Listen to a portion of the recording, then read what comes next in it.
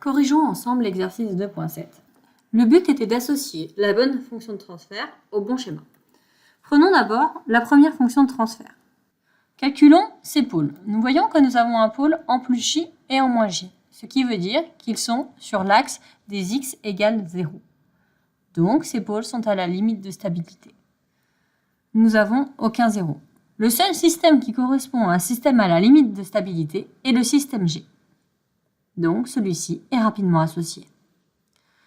Pour la fonction 2, calculons ses pôles et ses zéros.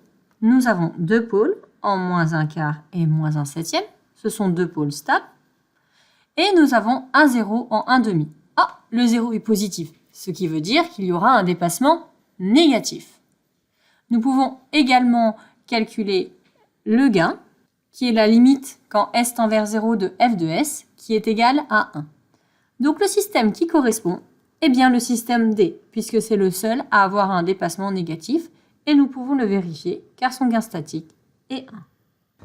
Pour le système 3, calculons ces pôles. Nous avons un pôle en moins 1 tiers, donc ce pôle est stable. Nous n'avons pas de 0.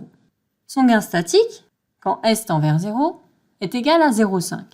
Nous pouvons donc hésiter entre le système A et le système B. Nous y reviendrons. Pour le système 4, de même, nous avons un pôle en moins 1 demi, un pôle stable, et aucun 0. Son gain statique est aussi égal à 0,5. Donc, nous allons hésiter entre le système A et le système B. Reprenons les deux systèmes l'un côte à côte, le A et le B. La différence entre le système A et le système B, le système A met environ 8 secondes à atteindre sa valeur finale, alors que le système B met 14 secondes à atteindre sa valeur finale. Ce qui veut dire que le système A est beaucoup plus rapide. Le système 3 avait un pôle en moins 1 tiers et le système 4 avait un pôle en moins 1 demi. Ces constantes de temps respectives pour le système 3 est de 3 et la constante de temps pour le système 4 est de 2.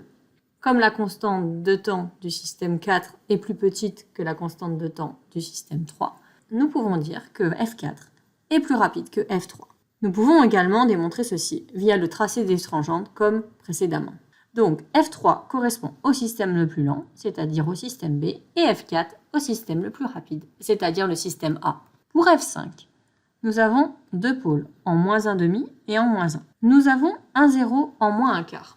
Si nous représentons nos pôles et nos zéros, nous obtenons quelque chose comme ceci.